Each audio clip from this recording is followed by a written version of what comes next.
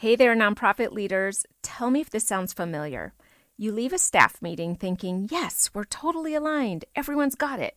And then 48 hours later, your inbox tells a different story. Half the team took your idea and sprinted in one direction. Another half politely waited for more instructions.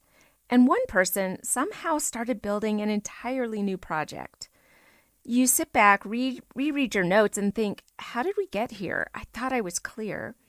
Well, that's today's topic, the moment when we realize what we said isn't always what people hear. Whether it's a staff member, your board, or a partner, clarity gaps exist everywhere.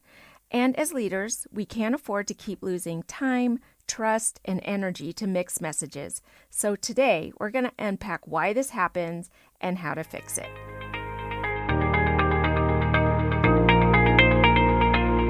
Welcome to Nonprofit CEO Spark, the podcast for bold leaders ready to navigate growth and change with energy and confidence. I'm Marcia Beckner, nonprofit founder, former executive director, and culture strategist with nearly 20 years in the social impact world. Each week, I help nonprofit leaders stop spinning out, set boundaries, and design inclusive cultures where all staff can thrive.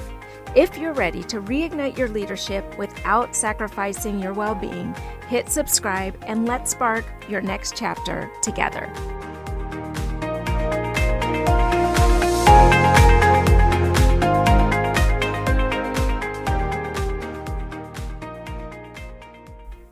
A few months ago, my son Jake, who was 19 at the time, and I did a mobile order from my phone at our local Starbucks.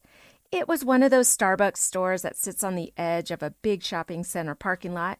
We parked right in front. The front door was practically staring at us. I handed Jake his mission. Run in and grab our order, please. Easy peasy, right? He hops out of the car while I check my phone for messages. And then 5 minutes pass. And then 10 minutes pass. And by 12-minute mark, I'm thinking, did Starbucks run out of coffee beans? Finally, Jake comes walking across the parking lot, looking slightly sheepish and holding no coffee. He says, "Oh, I thought you meant the Starbucks inside the King Soopers." Yeah, he marched right past the Starbucks directly in front of us, past the Einstein's Bagels, the Marshalls, the PetSmart, and the dry cleaners, all the way into the Starbucks kiosk inside our grocery store. And of course, that one didn't have our mobile order. And that, my friends, is the tale of two Starbucks. Same parking lot, two totally different destinations.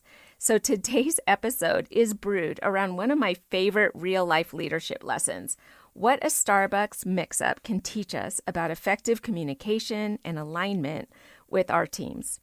So here's the leadership tie-in. I thought my directions were clear, but Jake heard something different. And instead of ending up with hot lattes in our hands, we ended up with cold coffee mugs, confusion, and a little frustration. So why does this happen in life and in leadership? Because we assume that what's obvious to us is obvious to everyone else. In that moment, I was picturing the Starbucks right in front of me, and Jake was picturing the one that made sense to him.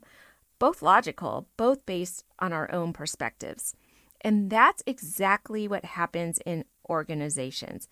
We may say, let's move faster, and one department hears work longer hours, while the other hears cut the approval steps. We may say, let's focus on our culture, and one team starts scheduling retreats, while another team drafts new policies. It's not misbehavior, it's misalignment. And as CEOs and executive directors, our job isn't just to communicate, it's to confirm mutual understanding, right? Because clarity isn't what we say, clarity is what they hear. So why does clarity break down so often? Well, there are usually 3 reasons it breaks down. Number 1 is assumption of shared context. We think everyone knows the why when they may not. They know their piece, but they may not know the full picture. Number 2 is there's emotional tone mismatch. We say something casually, but it lands as urgent or something urgent that sounds optional. Number 3, vague language. We say things like, well, let's revisit this, or we should do that, or let's make this better, when none of those phrases define ownership, timeline, or results. Specificity doesn't kill creativity, it frees it. Continuing my Starbucks story theme, how do you make sure your nonprofit team walks into the right store? Well, you can name the exact Starbucks. Instead of saying, grab the report, you can say, please pull the donor retention report from Salesforce, Q3 only, and email it by Thursday at noon. That's more clear, right? You can double check your order. After giving instructions, ask, can you repeat back what you heard? It's not patronizing, it's alignment. Think of it like reading back the order at the counter. And we can define what done means. Is done a rough draft? Is it a board-ready presentation? Is it a skinny vanilla latte with oat milk, or is it just a coffee? Clarity can reduce reworking something. So, your spark plug shift for the week, this can be your mantra. Don't assume clarity, co-create it. Because clarity isn't a monologue, it's a dialogue. So next time you communicate a big decision, go one step further, describe why the decision was made, and create alignment. You can say something like, let's make sure we're all picturing the same outcome. What do each of you see happening next? That one sentence can save weeks of spinning, confusion, and frustration. And remember that communication is your greatest leadership tool. Use it to empower and energize your people, not overwhelm them. Because when you do co-create clarity, you create that alignment. And aligned leaders build productive teams.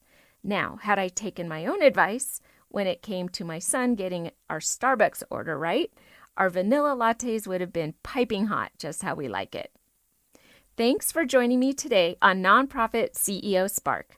I'm Marcia Beckner, your host, and you can find the full transcript of this episode at culturecares.com/7.